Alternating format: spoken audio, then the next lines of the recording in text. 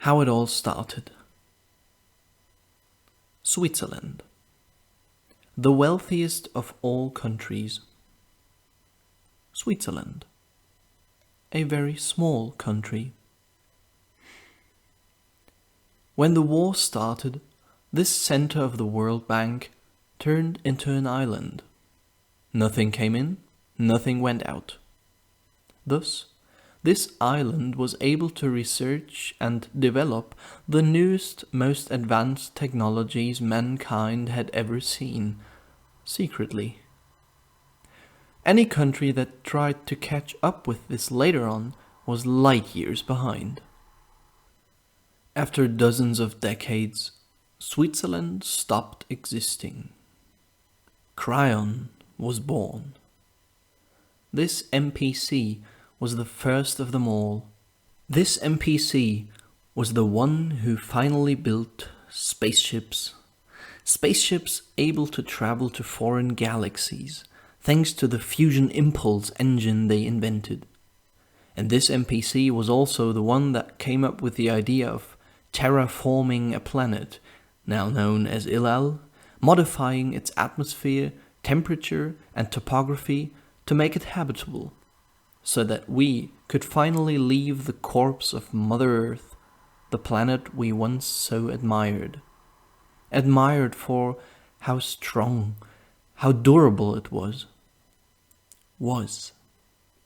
Until we killed her, our mother. She who gave birth to humanity. After centuries of our industry, she gave up. Now, this planet is just a shell of what it used to be. War everywhere. Great cities in ashes. Natural catastrophes are an everyday scenario, and yet we are still alive. It's funny. We shouldn't be alive anymore. But thanks to Cryon and its colonies, mankind was able to survive. Out of all these colonies, we know one only too well. Ilal. I guess we owe those crazy people something at least. Those who called themselves Cryon. If Cryon had never been, humans wouldn't exist in this universe anymore. Earth is no longer populated. Should there ever, in a few thousand years perhaps, emerge a new kind of sentient life on Earth, we will be the aliens. Now who am I? Who is this writing to you? My name is Olarul Skolton, born in 2290. Born on the island, 8 years before Cryon was born, I witnessed the events that caused Cryon. I was there. And I was young. And I was fascinated by how fast my country advanced. How fast it came up with ideas like colonies on various terraformable and specially and specifically chosen planets, and all the ideas that branched out from fulfilling one idea. When I was 16, my father took me into one of the ideatories, as we call them, because really these were just huge buildings where ideas were made and dreams were chased. My father had this one dream that one day we would leave Earth and start completely anew on another planet.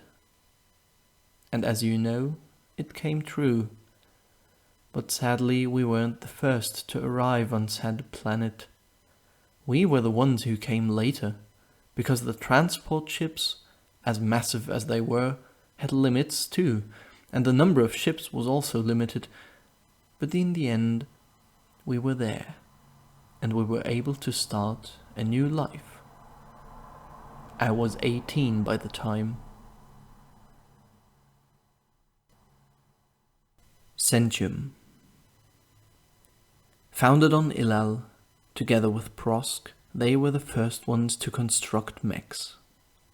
Massive, pilotable robots that boosted Ilal's economy enormously. Soon enough, Centium became the richest company on the entire planet. These mechs were used for an incredible amount of purposes, from carrying heavy loads over long distances in little to no time, to everyday life uses, like as a means of public transport, or for work that requires superhuman strength, but for which stationary machines aren't flexible enough. Really, these mechs were crucial to Ilal, and we didn't realize it. Cryon was, and would still be, proud of Centium for coming up with an idea like that. If I had to sum up Centium with a few words, they'd be quality over quantity. Now, the exact opposite of Centium was Prosk. They did come up with their own mechs too, but mostly, and that's what I heard and was told and is all I know, they copied what Centium already had. However, they made it way better.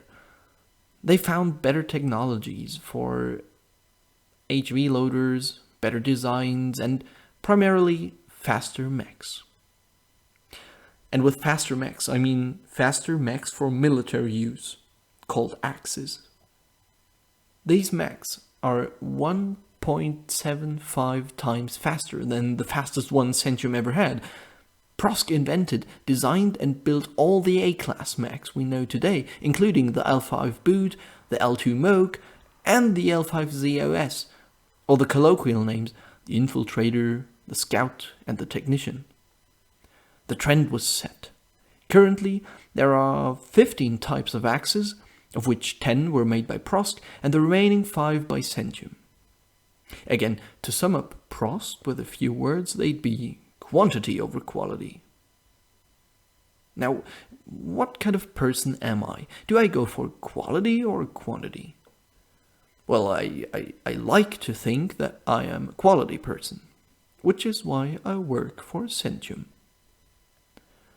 I worked for Cryon initially, but after the incident, the release of the Hawken virus, that is, I moved on and started working for Centium as a technician. No, not the axe, I mean the human job. Anyway, I was lucky I wasn't there when the explosion happened. Others weren't so lucky, including my father. He was one of the very first to die, because at the time he was, together with James Hawken, the main researcher in nanotechnology at Typhus, Cryon's secret research facility near Praxis Valley, which was basically a city in its own right, once named Cobalt, now simply known as Origin, because it is the origin of what caused the Ilalian dream to fall apart, to shatter. The hopes and wishes of almost every person on this planet gone.